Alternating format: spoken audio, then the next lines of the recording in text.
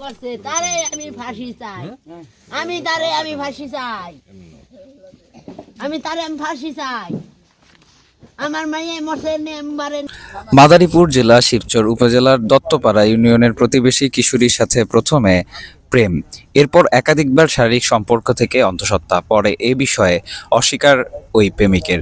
এরপর সালিশ বৈঠকের সমাধান না হওয়ায় লোকলজ্জায় গলায় ফাঁস দিয়ে আত্মহত্যা করেছে হাফিজা আক্তার, বয়স 15 নামের এক কিশোরী।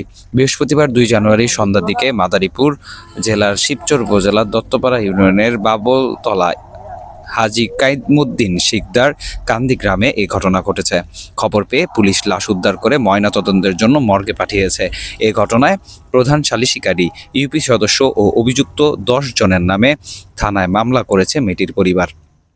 জানা গেছে 1.5 বছর আগে শিবচর উপজেলার দত্তপাড়া ইউনিয়নের বলাতলা এলাকার চানমিয়া মোল্লার মেয়ে ও বাবলতলা জুনিয়র স্কুলের 7ম শ্রেণীর ছাত্রী হাফিজ আক্তারের সাথে প্রেম হয় প্রতিবেশী আবুল কালাম সর্দারের বড় ছেলে পিয়াস সর্দারের। দুজনের শারীরিক সম্পর্ক হলে মেয়েটি অন্তঃসত্ত্বা হয়ে পড়ে। পরে পিয়ার সর্দার বিয়ের আশ্বাস দিলে সম্প্রতি ওই শিক্ষার্থীকে গর্ভপাত করানো হয়। এরপর পিয়ার শুরু হয় টালবাহানা। বিষয়টি নিয়ে পিয়ারের পরিবারের জানালে 7ম শ্রেণীর স্কুল ছাত্রীকে বিয়ে করতে অস্বীকার জানানো হয়। পরে বেশ কয়েকবার মেয়েটির পরিবার মীমাংসা করার চেষ্টা চালায়। অবশেষে গত মঙ্গলবার দ্বিতীয়বারের মতো বিকেল প্রতিবেশী বাড়ির উঠানে আয়োজন করা হয় সালিশি বৈঠকের। এতে দত্তপাড়া ইউনিয়নের 6 নং ওয়ার্ডে ইউপি সদস্য মোতাহার হোসেন, স্থানীয় মাতবর উজ্জ্বল খান, তাজেল মাতবর, জাহাঙ্গীর খান সহ অনেকেই উপস্থিত ছিলেন। এদিকে অভিযুক্ত পিয়ার সর্দার বিদেশ যাওয়ার প্রস্তুতি নেওয়ার কারণে ঘটনাটি অন্য খাতে নিয়ে মেয়েটির সাথে পিয়ারের ছোট ভাই আলীর সাথে বিয়ে দেওয়ার সিদ্ধান্ত নেয় সালিশিকারীরা। বিয়ে না হলে অভিযুক্তের 10 লক্ষ টাকা জরিমানার সিদ্ধান্ত নেওয়া হয়। পরে শুরু হয় হট্টগোল। এরপর সেখান থেকে চলে যান সালিশিকারীরা।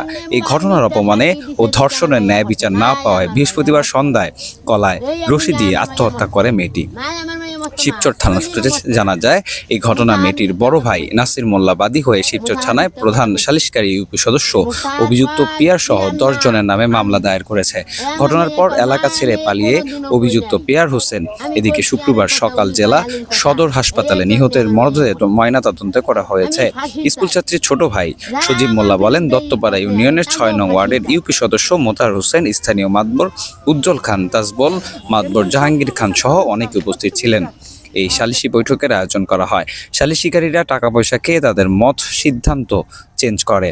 এটা আমরাও আমার বোন মেনে নিতে পারিনি, তাই লজ্জায় আত্মহত্যা করেছে আমার বোন। আমার এই ঘটনার সাথে জড়িত সবার বিচার চাই। শিবচরের দত্তপাড়া ইউনিয়নের 6 নং ওয়ার্ডের ইউপি সদস্য মোতাহার হোসেন ব্যাপারী বলেন, আমরা 7-8 জন সালিশিতে অংশ নেই। দুই পক্ষের কথা শুনে বিষয়টি সমাধানের চেষ্টা করি, কিন্তু মেয়েটি বলেছে পিয়ারের সাথে সম্পর্ক ছিল, কিন্তু পিয়ারের ছোট ভাই আলী দাবি করে তার মেয়েটির সাথে প্রথম ছিল। এটি নিয়ে জটিলতা সৃষ্টি হলে আর সমাধান হয়নি। পরে সবাই যার যার মতো করে সালিশি থেকে চলে যায়।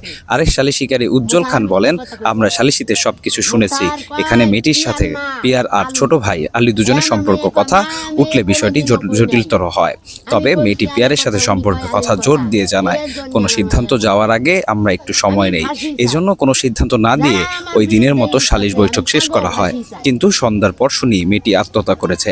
এ বিষয়ে শিবচর থানায় ভারপ্রাপ্ত কর্মকর্তা মোহাম্মদ ওসি বলা হয় মোক্তার হোসেন জানান, স্কুল ছাত্রীর আত্মহত্যার ঘটনায় থানার মামলা হয়েছে। আসামিদের ধরতে পুলিশের অভিযান চলছে আর নিহতদের ময়নাতদন্তের সম্পর্ক হয়েছে। মাদারীপুর জেলা শিবচর থেকে আমাদের সহকর্মী